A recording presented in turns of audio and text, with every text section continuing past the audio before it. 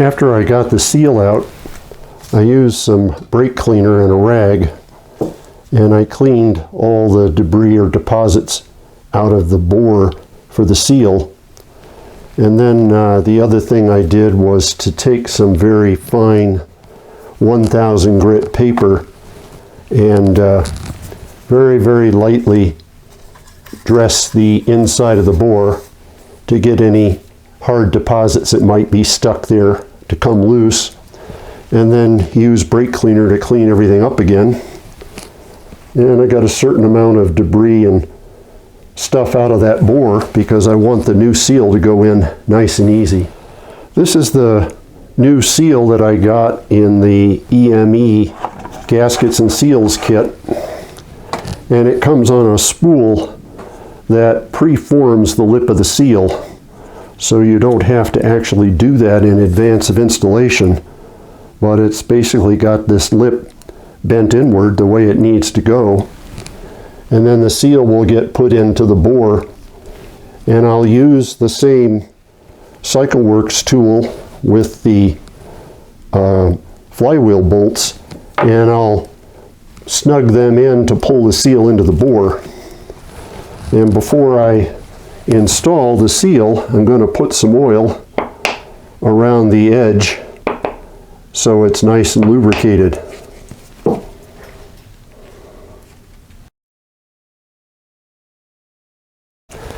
After I oiled the outer edge of the seal, I placed it in the bore as evenly as I can.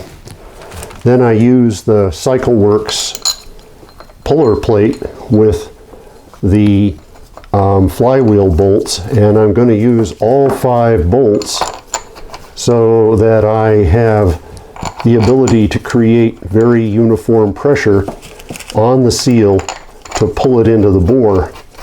And if I see it's getting a little cocked on one side, I can tighten up one of the bolts a little more and keep everything going in nice and smooth. So I just sort of work my way around the circle a little bit crosswise just to keep things even as I can. And I sort of take a look at the edge, and I see I need a little extra up here to keep it square. So that's kind of how I go all the way around until everything gets tight.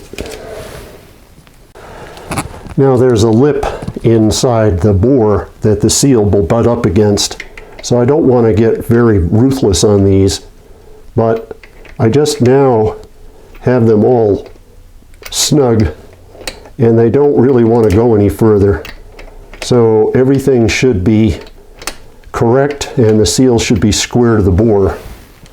As a check that the seal is uniformly seated, I'm using the back edge here, not the sharp edge, but the back edge of a single edge razor, and I'm just laying it across the bore and the crank and just kind of taking a look at it and being sure that everything seems to be the same all the way around, and I don't see the edge of the blade popping up off of the case.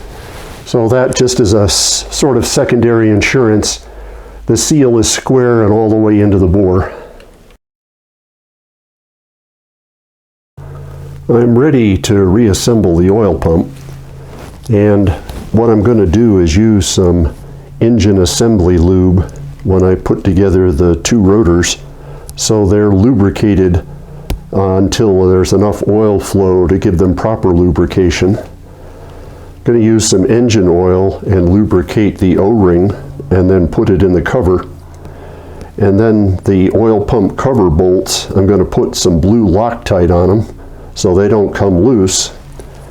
And then I'm going to torque those bolts using an inch-pound, not foot-pound, but an inch-pound wrench to 75 inch-pounds. So I'm going to start putting it together now. I'm going to put a little oil into the groove here for the O-ring. Just kind of helps keep it in there and lubes the O-ring itself. So it just sort of pops in there like that. Yeah, we got the cover pretty much ready. And then the other thing I'm going to do is use my engine lube and lube up the inside of the housing here, because everything spins around in there. So I want to give it a nice permanent bit of lube until we get some oil flow in there.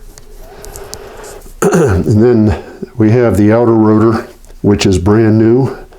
No scores and none of that ugliness we saw on the original one. And a new inner rotor, also nice and smooth. So I'm going to go lube those up with engine lube and then we'll install them. Okay, I've got the inner rotor all lubed around all the surfaces, and that'll slide in on the flats here, just like that. And then same thing with the outer rotor, all lubed up on all the surfaces because it moves. And then I just sort of place this until I can rotate it a little bit, it'll slide right in. So there we go. Now the other thing I did was I put a little bit of engine lube on the inside of the front cover, because that also gets rubbed against. And then the bevel points to the top because these bolt holes are not symmetric. And I put some blue Loctite on all the bolts, so just run them in here by hand and go all the way around.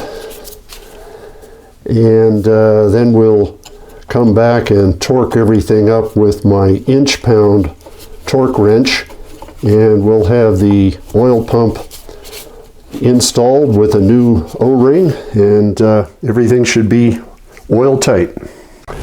Now I'm just snugging up the cover bolts by hand until they're snug all the way around. And then I'll use my inch pound. Once again, that's inch pound, not foot pound. And it's set to 75 inch pounds. And just tighten these guys up crosswise. Just going to snug them a little bit more. And then I'll click them on the wrench. That's 1, 2, 3, 4, and let's just check to make sure everybody's still tight. Yep, yep, yep. Okay.